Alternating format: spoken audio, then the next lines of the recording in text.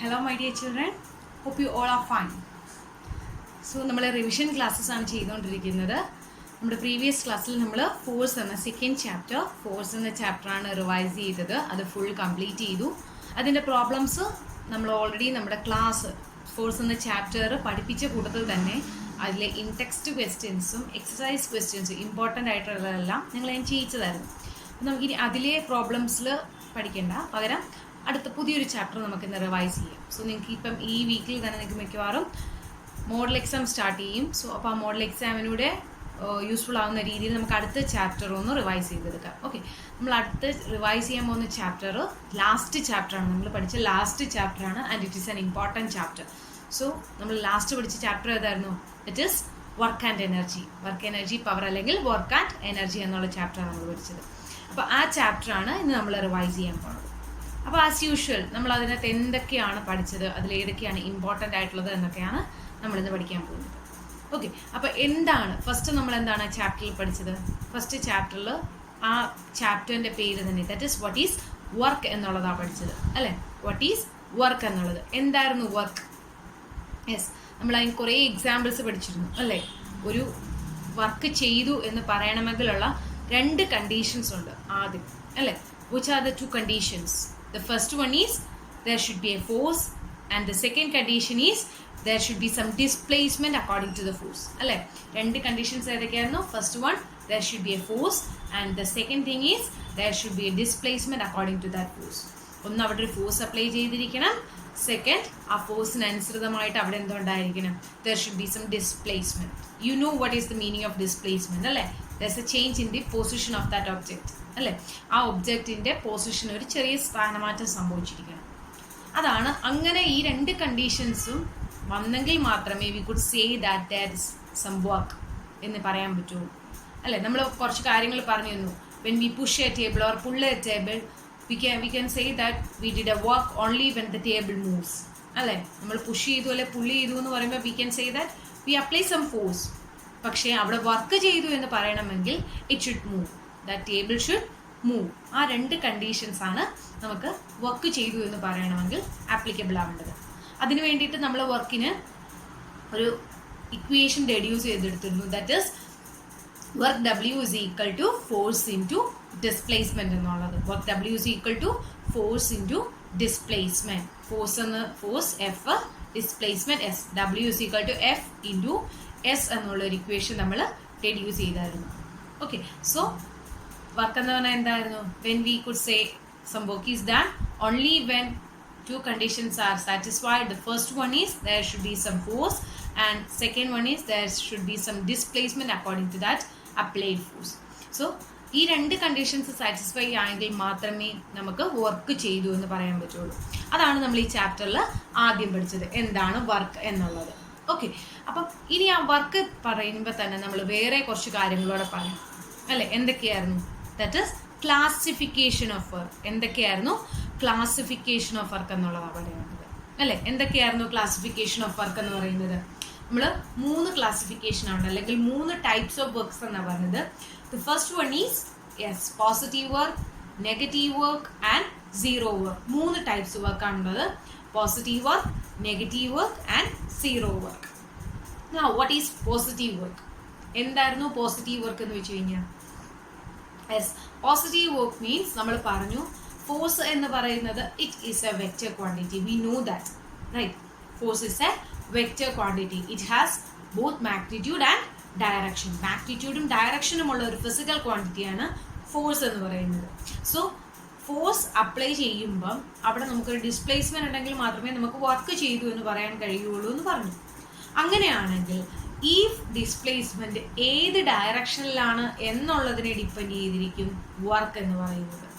That is നമ്മൾ apply ചെയ്ത ഫോഴ്സിന്റെ അനുസൃതമായാണ് ഡിസ്പ്ലേസ്മെന്റ് ഉണ്ടായിരിക്കുന്നതെങ്കിൽ we could say that it is positive work, which means that നമ്മൾ അപ്ലൈ ചെയ്ത ഫോഴ്സിന്റെ അതേ ഡയറക്ഷനിലാണ് ഡിസ്പ്ലേസ്മെന്റ് ഉണ്ടായതെങ്കിൽ it is positive work. Now what about the negative work? Apply ചെയ്ത ഫോഴ്സിന്റെ ഓപ്പോസിറ്റ് ഡയറക്ഷനിലാണ് ഡിസ്പ്ലേസ്മെന്റ് ഉണ്ടായെങ്കിൽ it is called negative work. ഇനി what is zero work? If there is not displacement according to the applied force, it is zero work or no work is done. നമ്മൾ ജോലി ചെയ്തില്ല അല്ലെങ്കിൽ work ചെയ്തില്ല എന്നുള്ളൊരു meaning ആണ് അവിടെ വരുന്നത്. That is no work is done. So 3 classifications ഏതൊക്കെയാണ്? The first one is positive work, that is there's a displacement according to the direction in the applied force. Second one, negative work, that is there's a displacement but it is in the opposite direction of the applied force. And the third one is there is no displacement according to the applied force.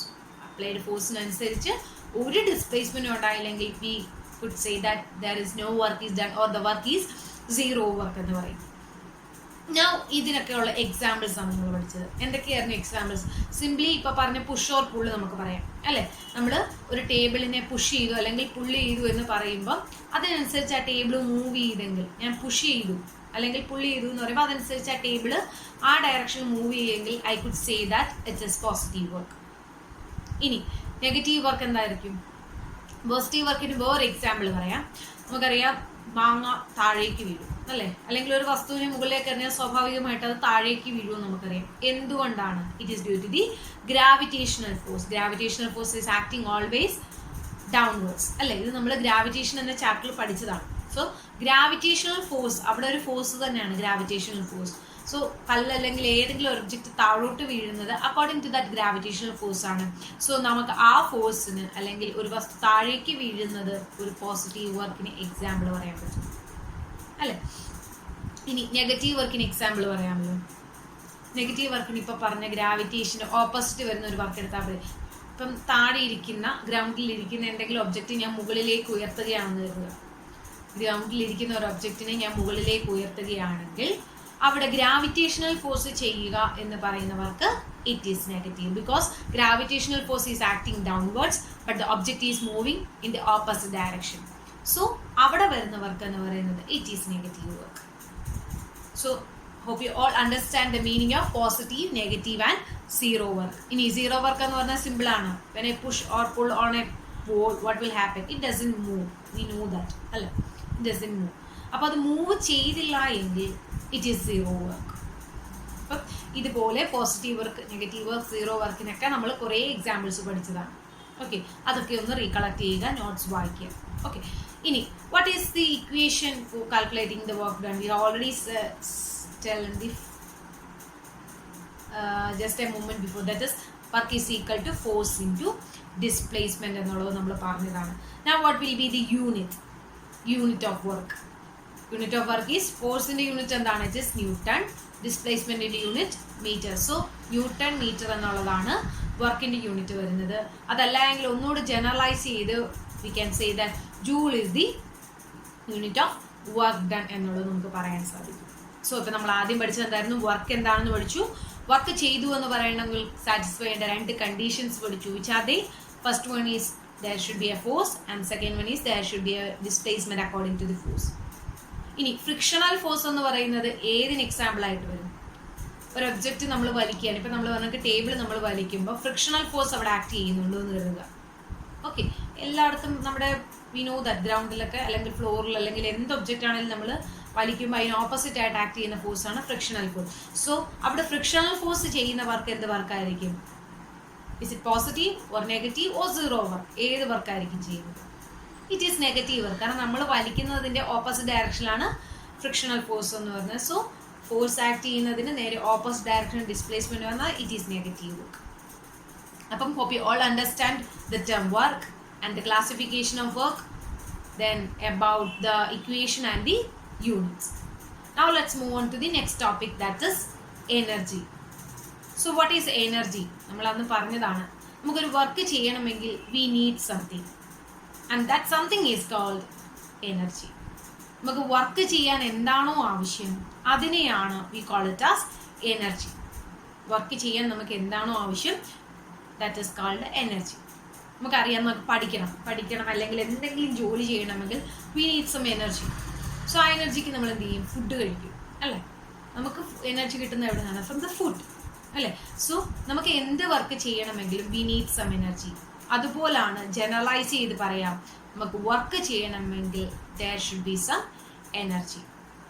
So what is energy എന്നുള്ളതിൻ്റെ ഒരു concept നമുക്ക് കിട്ടി. എന്താണ്? Work ചെയ്യാൻ എന്താണോ നമുക്ക് ആവശ്യം, that is called energy. Now what is the unit of energy? What is the unit of energy? Yes, it is joule itself. വർക്കിൻ്റെ അതേ യൂണിറ്റ് ആണ്. അല്ലെങ്കിൽ എനർജിക്ക് നമ്മൾ ആദ്യം കൊച്ചു ക്ലാസ്സിലെ തൊട്ട് പഠിക്കുന്ന കാര്യമാണ്. The unit of energy is joule എന്നുള്ളത്. സോ എനർജി എന്താണെന്ന് മനസ്സിലായി, ആൻഡ് യൂണിറ്റ് ഓഫ് എനർജി കിട്ടി. ഇനി നമുക്ക് അടുത്തത് എനർജിയുടെ ക്ലാസിഫിക്കേഷൻസിലേക്കാണ് പോകുന്നത്. നിങ്ങൾക്കറിയാവുന്ന എനർജി ടൈപ്സ് ഏതൊക്കെയായിരിക്കും? Heat energy, light energy, solar energy, wind energy, tidal energy and many more energies, right? കൂടുതൽ എനർജീസ് നിങ്ങൾക്കറിയാം, isn't it? Yes. സോ നമുക്കിവിടെ പഠിക്കാനുള്ള ഒരു ടൈപ്പ് എനർജിയാണ്, ദറ്റ് ഈസ് മെക്കാനിക്കൽ എനർജി. നമ്മളിവിടെ പഠിക്കുന്ന എനർജിയാണ് മെക്കാനിക്കൽ എനർജി എന്ന് പറയുന്നത്. നമ്മൾ ഡേ ടു ഡേ ലൈഫിൽ കാണുന്ന പല ടൈപ്സ് എനർജീസ് ഉണ്ട്. നമ്മളിവിടെ പഠിക്കാൻ പോകുന്ന മെക്കാനിക്കൽ എനർജിയാണ്. അതൊരു ടൈപ്പ് ഓഫ് എനർജിയാണ്. And it can be classified into 2 types. Which are they are potential energy and kinetic energy. Potential energy and kinetic energy. So first let's deal with the kinetic energy. എന്താണ് kinetic energy എന്ന് നോക്കാം. When an object moves, it have some velocity. We know that, അല്ലേ? ഒരു object move ചെയ്യുമ്പോൾ അതിനൊരു velocity ഉണ്ടെന്ന് നമുക്കറിയാം. അങ്ങനെ വെലോസിറ്റി ഉണ്ടെങ്കിൽ it should supposes energy. Move ചെയ്യുന്ന ഒരു ഒബ്ജക്റ്റിന് വർക്ക് ചെയ്യാൻ സാധിക്കും. വി നോ ദാറ്റ്, അല്ലേ? മൂവ് ചെയ്യുന്ന ഒരു ഒബ്ജക്റ്റിന് വർക്ക് ചെയ്യാൻ സാധിക്കും. എങ്ങനെയാണ്? സപ്പോസ് ഞാനൊരു ബോള് വെറുതെ ഒന്ന് ഉരുട്ടി വിടുകയാണെന്നത്, വേറൊരു ബോൾ അറ്റ് റെസ്റ്റ് അവിടെ വെച്ചിട്ടുണ്ട്. ഈ ഉരുണ്ട് ചെല്ലുന്ന ബോളിന്, ആ പോസ് ചെയ്തിരിക്കുന്ന ബോളിനെ മൂവ് ചെയ്യിക്കാൻ സാധിക്കുമല്ലോ. Yes, of course. സോ അങ്ങനെ മൂവ് ചെയ്യിക്കാൻ സാധിച്ചിട്ടുണ്ടെങ്കിൽ വി കുഡ് സേ ദാറ്റ് ആ മൂവ് ചെയ്ത ബോളിന് എന്ത് ചെയ്യാൻ സാധിച്ചു എന്ന് പറയാം? വർക്ക് ചെയ്യാൻ സാധിച്ചു എന്ന് നമുക്ക് പറയാം. അപ്പം അതിനവിടെ എന്തുണ്ട്? Some energy. സോ ആ മൂവ് ചെയ്യുന്ന ബോളിന് അപ്പം എന്തുണ്ടായിരിക്കും? എനർജി ഉണ്ടെന്ന് നമുക്ക് പറയാം. ആ എനർജിയാണ് കൈനറ്റിക് എനർജി എന്ന് പറയുന്നത്. ദറ്റ് ഇസ് മൂവ്മെന്റ് മൂലം അല്ലെങ്കിൽ മോഷൻ മൂലം അക്വയർ ചെയ്യുന്ന, അല്ലെങ്കിൽ ഒരു ഒബ്ജക്റ്റ് മൂവ് ചെയ്യുന്നത് മൂലം അതിന് അക്വയർ ചെയ്യുന്ന എനർജിയാണ് കൈനറ്റിക് എനർജി എന്ന് പറയുന്നത്. സോ മൂവ് ചെയ്യുന്ന എല്ലാ ഒബ്ജക്റ്റിനുള്ള ഒരു ക്വാണ്ടിറ്റിയാണ്, ഫിസിക്കൽ ക്വാണ്ടിറ്റിയാണ്. We know that it is velocity. നമ്മൾ first chapter what is velocity എന്നുള്ളത് പഠിച്ചതാണ്. സോ മൂവ് ചെയ്യുന്ന ഒബ്ജക്ട്സിനുള്ള ഒരു ഫിസിക്കൽ ക്വാണ്ടിറ്റിയാണ് വെലോസിറ്റി എന്ന് പറയുന്നത്. അപ്പോൾ ആ വെലോസിറ്റി വെച്ചിട്ട്, അല്ലെങ്കിൽ ആ ഒരു കപ്പാസിറ്റി വെച്ച് അതിനുള്ള എനർജിയാണ് എന്തെന്ന് പറയുന്നത്? കൈനറ്റിക് എനർജി എന്ന് പറയുന്നത്. Now our next topic is what is the equation to calculate the kinetic energy. നമ്മളൊരു വലിയ ഡെറിവേഷൻ അതിനകത്ത് ചെയ്തിട്ടുണ്ട്, അല്ലേ? അത് work is equal to ½ mv² - u² എന്നൊരു ഇക്വേഷനാണ് നമ്മൾ റെഡ്യൂസ് ചെയ്തെടുത്തത്. അതിൽ v എന്തായിരുന്നു? It is the final energy, final velocity, and u is the initial velocity.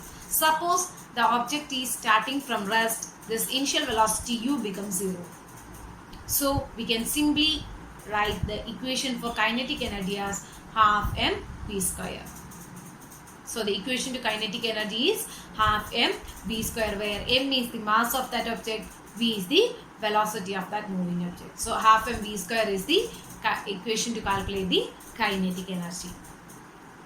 Now what is the unit of kinetic energy? We know that it is a form of energy, right? Kinetic energy is a form of energy. So the unit of kinetic energy is joule itself. വേറെ യാതൊരുവിധ unit നമ്മൾ പഠിക്കേണ്ട കാര്യമില്ല.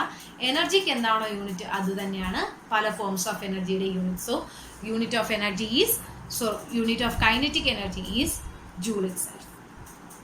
Now let's move on to the next topic or the next classification of energy, that is potential energy. So what is potential energy? Potential energy എന്തായിരുന്നു? Yes, നമ്മളിപ്പോൾ പറഞ്ഞു move ചെയ്യുന്നത് മൂലം അക്വയർ ചെയ്യുന്ന എനർജി ആണ് കൈനറ്റിക് എനർജി എന്ന് പറയുന്നത്. പക്ഷേ പൊട്ടൻഷ്യൽ എനർജി എന്ന് പറയുന്നത് ഒരു ഒബ്ജക്റ്റിന്റെ പൊസിഷൻ അല്ലെങ്കിൽ കോൺഫിഗറേഷൻ വെച്ച് അക്വയർ ചെയ്യുന്ന എനർജിയാണ് പൊട്ടൻഷ്യൽ എനർജി എന്ന് പറയുന്നത്. പൊസിഷൻ അല്ലെങ്കിൽ കോൺഫിഗറേഷൻ. പൊസിഷൻ എന്നുള്ളത് കൊണ്ട് നമ്മൾ ഉദ്ദേശിച്ചത് ഗ്രൗണ്ടിൽ നിന്നും മുകളിലേക്ക് നമ്മളൊരു വസ്തുവിനെ പൊക്കുകയാണെന്ന് കരുതുക. സോ അവിടെ അതിൻ്റെ ഹൈറ്റ് ഇൻക്രീസ് ചെയ്യാണ് ഫ്രം ദ ഗ്രൗണ്ട്. അപ്പോൾ അവിടെ അക്വയർ ചെയ്യുന്ന ഒരു എനർജിയാണ് എന്തെന്ന് പറയുന്നത്? പൊട്ടൻഷ്യൽ എനർജി എന്ന് പറയുന്നത്. ഇനി നമ്മളൊരു സ്പ്രിങ്ങിനെ പിടിച്ച് സ്ട്രെച്ച് ചെയ്ത് വെച്ചിരിക്കുകയാണെന്ന് അറിയാം. ആ സ്ട്രെച്ച് ചെയ്ത് പിടിച്ചിരിക്കുന്ന സ്പ്രിങ്ങിനും സം എനർജി. അപ്പോൾ അവിടെ എനർജി ഉണ്ടാകുന്നത് അതിൻ്റെ കോൺഫിഗറേഷൻ മൂലമാണ്. സോ പൊട്ടൻഷ്യൽ എനർജി എന്ന് പറയുന്നത് കോൺഫിഗറേഷൻ അല്ലെങ്കിൽ അതിൻ്റെ പൊസിഷൻ അനുസരിച്ച് മാറുന്ന ഒന്നാണ്. പൊസിഷൻ അനുസരിച്ച് ഡെവലപ്പ് ചെയ്യുന്ന ഒരു എനർജിയാണ് പൊട്ടൻഷ്യൽ എനർജി എന്ന് പറയുന്നത്. നിങ്ങളുടെ ടെക്സ്റ്റിൽ സ്പ്രിങ്ങിൻ്റെ കാര്യം അമ്പും വില്ലും വെക്കാൻ നേരം സ്ട്രെച്ച് ചെയ്ത് പിടിച്ചല്ലേ നമ്മൾ അമ്പ് ചെയ്യുന്നത്. അപ്പം അങ്ങനെ ചെയ്യുമ്പോഴും അവിടെ ഒരു പൊട്ടൻഷ്യൽ എനർജി ഡെവലപ്പ് ചെയ്യുന്നുള്ളൂ എന്ന് പറഞ്ഞൊരു ഫിഗറൊക്കെ കാണിച്ചിട്ടുണ്ട്. സോ കോൺഫിഗറേഷൻ അല്ലെങ്കിൽ ഹൈറ്റ് മൂലം അല്ലെങ്കിൽ പൊസിഷൻ മൂലം ഉണ്ടാവുന്ന ഡെവലപ്പ് ചെയ്യുന്ന എനർജിയാണ് പൊട്ടൻഷ്യൽ എനർജി എന്നുള്ളത് മനസ്സിലാക്കിയിരിക്കുക. So now our next step is to calculate the equation to calculate the potential energy. What is the equation to calculate the potential energy? It is simply mgh. ഇവിടെ നമുക്ക് simply നമ്മൾ ആ ഒരു equation reduce ചെയ്തെടുത്ത് എങ്ങനെയായിരുന്നു, potential energy അല്ലെങ്കിൽ energy എന്ന് പറയുന്നത് എന്തിനായിരുന്നു, വർക്ക് ചെയ്യാനുള്ളതാണ് എനർജി എന്ന് പറയുന്നത് അല്ലേ. അപ്പോൾ ഇവിടെ വർക്ക് എന്നുള്ളത് ഉദ്ദേശിക്കുന്നത് എന്താണ്, ഫോഴ്സ് ഇൻറ്റു ഡിസ്പ്ലേസ്മെന്റ് ആണ്. ആ ഫോഴ്സ് എന്ന് പറയുന്നത് നമുക്കറിയാം ഒരു ഹൈറ്റിലേക്ക് കൊണ്ടുപോകുന്നു എന്ന് പറയുമ്പോൾ we are applying a force against the gravitational force, right? So അവിടെ വരുന്ന ഫോഴ്സ് എന്താണ്, MA അല്ല mg ആണെന്ന് നമ്മൾ ഗ്രാവിറ്റേഷൻ എന്ന ചാപ്റ്ററിൽ പഠിച്ചതാണ്. സോ അവിടെ mg വരും. ദെൻ ഡിസ്പ്ലേസ്മെന്റ് എന്ന് പറയുന്നത് from the ground at A particular height h ആണ് വരുന്നതെങ്കിൽ it is h height or the displacement is h. So അവിടെ വരുന്ന കൈനറ്റിക് എനർജി പൊട്ടൻഷ്യൽ എനർജി എന്ന് പറയുന്നത് ഇറ്റ് ഈസ് mgh എന്നുള്ളതാണ് കിട്ടുന്നത്. It is mgh where m is the mass, g is the acceleration due to gravity and h is the height. So mgh is the equation to calculate the potential energy of an object. So potential energy is the energy acquired by an object due to its position or its configuration എന്നുള്ളത് simply പറയാൻ പറ്റും. Okay, ഇനി അടുത്ത നമ്മളുടെ topic എന്തായിരുന്നു, yes, law of conservation of energy എന്ന് പറയുന്നത്. Law of conservation of energy നമ്മൾ പ്രീവിയസ് ചാപ്റ്ററിലൊക്കെ law of conservation of momentum ഒക്കെ പഠിച്ചതാണ് അല്ലേ. സോ ഇവിടെ നമുക്ക് പഠിക്കാനുള്ളത് law of conservation of energy. It is very simple. That is energy can either be created not be destroyed, it can converted from one form to another. എനർജിയെ നമുക്ക് develop ചെയ്യാൻ അല്ലെങ്കിൽ ജനറേറ്റ് ചെയ്യാനോ ഡിസ്ട്രോയ് ചെയ്യാനോ സാധിക്കത്തില്ല. only it can transfer from one form to another. For example, നമുക്കറിയാം electrical എനർജിയാണ് fan കറങ്ങുന്നതിന് use ചെയ്യുന്നത്. So here electrical energy is converted into mechanical energy. അല്ലെങ്കിൽ ഇലക്ട്രിക്കൽ എനർജിയാണ് ലൈറ്റ് എനർജിയും ഹീറ്റ് എനർജി ആയിട്ട് കൺവേർട്ട് ചെയ്യുന്നത്. അപ്പോൾ അവിടെ നിന്ന് നമ്മൾ എനർജി എവിടെ നിന്ന് ജനറേറ്റ് ചെയ്യുകയോ ഡെവലപ്പ് ചെയ്യുകയോ ചെയ്യുകയല്ല. It is transforming from one form to another form. So that is the law of conservation of energy. That is, energy can neither be created nor be destroyed. It can transfer from one form to another എന്നുള്ളത്. അതിൽ നമ്മൾ വേറെ example ആണ് ഞാനൊന്ന് നിങ്ങളെ class എടുത്ത് പഠിപ്പിച്ചത്. നമുക്ക് കൈനറ്റിക് എനർജിയും പൊട്ടൻഷ്യൽ എനർജിയാണ്. It is always A constant എന്ന് പറഞ്ഞായിരുന്നു. ഒരു സിസ്റ്റത്തിൽ എനർജി എപ്പോഴും എങ്ങനെയാണെന്ന് പറഞ്ഞിരുന്നു, ഇറ്റ്സ് എ കോൺസ്റ്റന്റ് എന്ന് പഠിച്ചിരുന്നു. അതിന് ഞാനൊരു പർട്ടിക്കുലർ ഹൈറ്റിൽ നിന്ന് ഒരു ഒബ്ജക്റ്റിനെ താഴോട്ടിടുകയാണെന്ന് കരുതുക. അങ്ങനെ താഴോട്ടിടുമ്പോൾ ആ പർട്ടിക്കുലർ ഹൈറ്റിലിരിക്കുമ്പോൾ ആ ഒബ്ജക്റ്റിന് എന്ത് മാത്രമേ ഉള്ളൂ, it should only have a potential energy and its kinetic energy is 0. Now അതിനെ താഴേക്ക് വീഴാൻ അനുവദിക്കുമ്പോൾ what will happen, it is height is reducing അല്ലേ. ഹൈറ്റ് റെഡ്യൂസ് ചെയ്യുന്നതനുസരിച്ച് എന്ത് കുറഞ്ഞുകൊണ്ടിരിക്കും, പൊട്ടൻഷ്യൽ എനർജി കുറഞ്ഞുകൊണ്ടിരിക്കും. At the same time it start moving അല്ലേ. താഴോട്ട് വീഴുക എന്ന് പറയുമ്പോൾ അത് മൂവ് ചെയ്യാൻ തുടങ്ങിയാണ്. സോ മൂവ് ചെയ്യാൻ തുടങ്ങുമ്പോൾ അത് അക്വയർ ചെയ്യുന്ന എനർജി എന്താണ്, it is kinetic energy. So height കുറയുന്നതനുസരിച്ച് അതിൻ്റെ പൊട്ടൻഷ്യൽ എനർജി കുറയുന്നുണ്ടെങ്കിൽ ആ എനർജി എന്ത് എനർജി ആയിട്ടാണ് കൺവേർട്ട് ചെയ്യുന്നത്, that it is converted into kinetic energy എന്നുള്ളതാണ്. സോ അവിടെ നമ്മൾ ലാസ്റ്റ് കണ്ടു ഇനിഷ്യൽ പൊട്ടൻഷ്യൽ എനർജി എന്ന് പറയുന്നത് തന്നെയാണ് ഫൈനൽ കൈനറ്റിക് എനർജി ആയിട്ട് കൺവേർട്ട് ചെയ്യുന്നത്. ഓർ ടോട്ടൽ അതിൻ്റെ എനർജി എന്ന് പറഞ്ഞാൽ it is keeping A constant എന്നുള്ളത് കണ്ടതാണ്. Okay, so that's all about the law of conservation of energy. Now the last topic is power. It is rate of doing work എന്നുള്ളതാണ് power എന്ന് പറയുന്നത്. Rate of doing work എന്നുള്ളത്, rate of doing വർക്കാണ് power എന്ന് പറയുന്നത്. അത് ഞാൻ നിങ്ങൾക്ക് എക്സാമ്പിൾ പറഞ്ഞു തന്നത് ഒരു മോട്ടറിൻ്റെ കാര്യമായിരുന്നു അല്ലേ. നമ്മുടെ വീടുകളിൽ വെള്ളം പമ്പ് ചെയ്യുന്ന മോട്ടറിൻ്റെ കാര്യമായിരുന്നു. നമ്മൾ കുറഞ്ഞ സമയത്തിനുള്ളിൽ കൂടുതൽ ജോലി ചെയ്യുമെങ്കിൽ നമുക്കതിനെന്ത് കൂടുതലാണെന്ന് പറയാൻ പറ്റും, പവർ കൂടുതലാണെന്ന് പറയാൻ പറ്റും. ഫോർ എക്സാമ്പിൾ, നമ്മൾ 2 പേരും ഓരോ ജോലി ഏൽപ്പിച്ചിരിക്കുകയാണ്. നമ്മൾ A ആൻഡ് B ആണ്, നമ്മളെ ഒരു ജോലി ഏൽപ്പിച്ചിരിക്കുകയാണ്.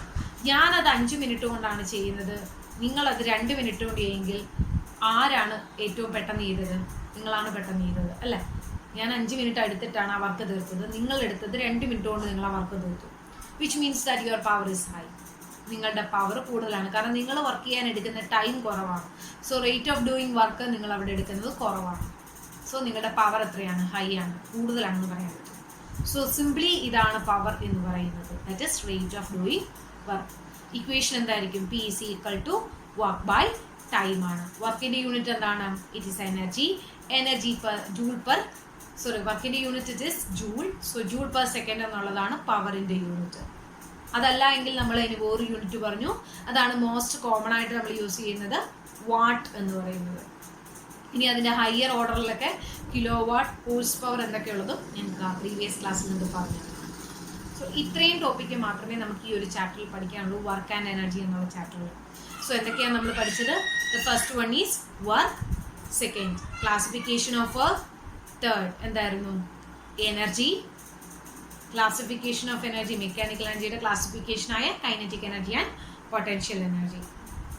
And finally what is work, power, rate of doing work എന്ന് പറയുന്നതാണ് പവർ എന്നുള്ളതും പഠിച്ചു. ഇത്രയേ ഉള്ളൂ നമുക്ക് ഈ ചാപ്റ്ററിൽ പഠിക്കാൻ. ഈ ചാപ്റ്ററിൽ നമുക്ക് കുറച്ചുകൂടി ഇമ്പോർട്ടൻറ്റ് പ്രോബ്ലംസ് ചെയ്ത് പഠിക്കാനുണ്ട്. അത് നമ്മൾ ഓൾറെഡി കുറേ ഞാൻ ചെയ്യിച്ചതാണ്, ഇമ്പോർട്ടൻ്റ് ആയിട്ടുള്ളതൊക്കെ ചോദിച്ചു. എന്നാലും നമുക്ക് കുറച്ച് എക്സസൈസ് പ്രോബ്ലംസ് കൂടെ ചെയ്യാനുണ്ട്. അത് നമുക്ക് അടുത്ത ക്ലാസ്സിൽ സ്റ്റാർട്ട് ചെയ്യാം. Okay, thank you.